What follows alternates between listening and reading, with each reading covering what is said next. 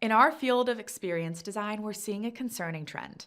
This over reliance on templates and frameworks and these ultimate checklists.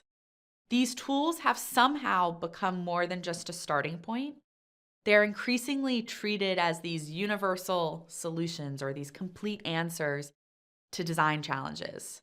This is worrisome. I worry when I watch new practitioners adopt templates without question, skipping the critical thinking needed to adapt them to their unique context and goals. And I say this as someone who, alongside all my colleagues at NNG, regularly creates and shares these UX templates and frameworks. But I've never meant for these to be rigid solutions. Rather, flexible starting points that practitioners should manipulate and change based on their specific needs. With the explosive growth of UX internationally and the rise of social media, we're seeing what I call the template trap. This is the belief that downloading the latest framework or checklist will solve all of our challenges. Every day there's a new ultimate UX toolkit or a complete design system template being shared across platforms, LinkedIn. Here's the problem. Without proper context and understanding and application, any framework or template is essentially useless. Take design thinking as an example. When applied thoughtfully, with the right context, to the right people, with the appropriate expectations, it's incredibly valuable. But as it grew in popularity, people began promising that simply following its steps would change the world. And naturally, it didn't deliver on these inflated promises. This issue is amplified by social media, where we see this constant race to share content for the sake of engagement. What's particularly concerning is that most people resharing all of these frameworks aren't even the original creators. They're simply passing along templates stripped of their original context and research and intended application. This influencer culture targets newer professionals who may not have enough experience to approach these tools critically.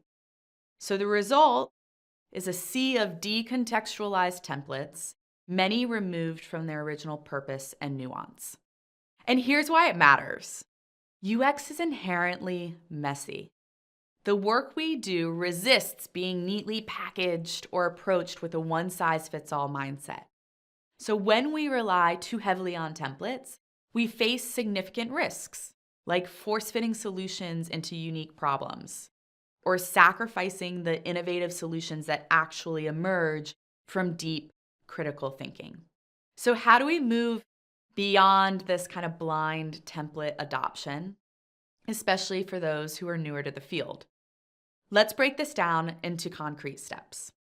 First, before you even search for a template or checklist, clearly articulate your goal. What problem are you trying to solve? What outcome do you want to achieve?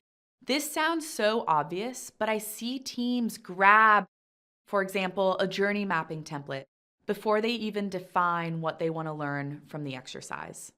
Second, evaluate if the template or framework actually aligns with your goal. For example, if you're trying to understand the emotional state of your users during a specific task, an empathy map may be more valuable than a service blueprint. Don't force a mismatched tool just because it's trending on LinkedIn. Third, look for shared examples or case studies of where the template was created and actually succeeded. Look for practitioners who share their actual experience, what worked, what failed, what they modified, and why. These detailed accounts, often found on platforms like Medium or in conference talks, provide the context and nuance that's typically stripped away when templates are shared on social media. Fourth, make deliberate modifications to anything you use. This is where your expertise and critical thinking are essential. Rather than applying templates as is, adapt them thoughtfully to your specific context. Over time, you'll build this library of tested and refined approaches that work for your team and your context. Templates and frameworks should be approached with a healthy skepticism.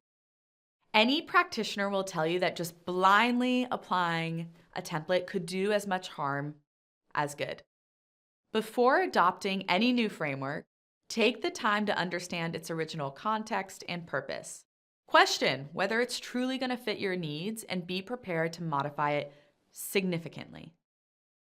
What sets UX work apart isn't the templates we use, it's how we adapt our approach to meet our goals. Thanks for watching. If you'd like to see more UX videos, check out these over here and consider subscribing to our channel.